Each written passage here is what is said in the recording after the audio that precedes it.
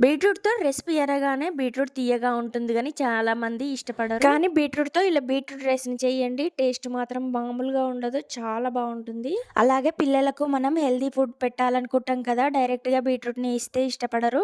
అలాంటప్పుడు ఇలా బీట్రూట్ రైస్‌ని చేసి ఇవ్వండి. చాలా ఇష్టంగా తింటారు. మరి ఈ బీట్రూట్ రైస్‌ను ఎలా తయారు చేయాలో చూపిస్తాను. చూసేయండి. దానికంటే ముందు మీరు నా ఛానల్‌ని ఫస్ట్ టైమ్ చూసినట్లయితే తప్పకుండా సబ్స్క్రైబ్ చేసుకోండి. స్టవ్ పై ఒక గిన్నె పెట్టుకొని దాంట్లో 2 స్పూన్ల ఆయిల్‌ని పోసుకోవాలి. ఈ బీట్రూట్ రైస్‌లో ఆయిల్ కాస్త తక్కువగానే పడుతుంది. ఆయిల్ వేడయ్యాక దీంట్లో ఆవాలు, జీలకర్ర, ఒక ఎండుమిర్చి, 2 పచ్చిమిర్చిని కట్ చేసి వేసుకోవాలి. అలాగే మినపప్పు, శనగపప్పు, జీడిపప్పు, ఒక చిన్న ఆనియన్‌ను కట్ చేసి వేసుకోవాలి. కొంచెం కరివేపాకు, కొద్దిగా పసుపును కూడా వేసుకొని ఫ్రై చేసుకోవాలి. ఇవి కాస్త ఫ్రై అయ్యాక ఇప్పుడు దీంట్లో బీట్రూట్ తురుమును కూడా వేసుకోవాలి. బీట్రూట్‌లో ఉన్న పచ్చి వాసన పోయేంత వరకు ఫ్రై చేసుకోవాలి. అలాగే టేస్ట్‌కి సరిపడా సాల్ట్‌ని కూడా వేసుకొని ఫ్రై చేసుకోవాలి. ఇలా ఒక నిమిషం పాటు ఫ్రై చేసుకున్న తర్వాత ఇప్పుడు దీంట్లో ఉడికించి పొడి పొడి చేసుకున్నటువంటి రైస్‌ని కూడా వేసుకోవాలి. రైస్ వేసాక మరొక నిమిషం పాటు ఫ్రై చేసుకొని స్టవ్ ఆఫ్ చేసేయాలి. అంతే అండి, ఎంతో టేస్టీ అయిన బీట్రూట్ రైస్ రెడీ. ఒకసారి మీరు కూడా ట్రై చేయండి. ఈ వీడియోని లైక్ చేసి సబ్స్క్రైబ్ చేసుకోండి.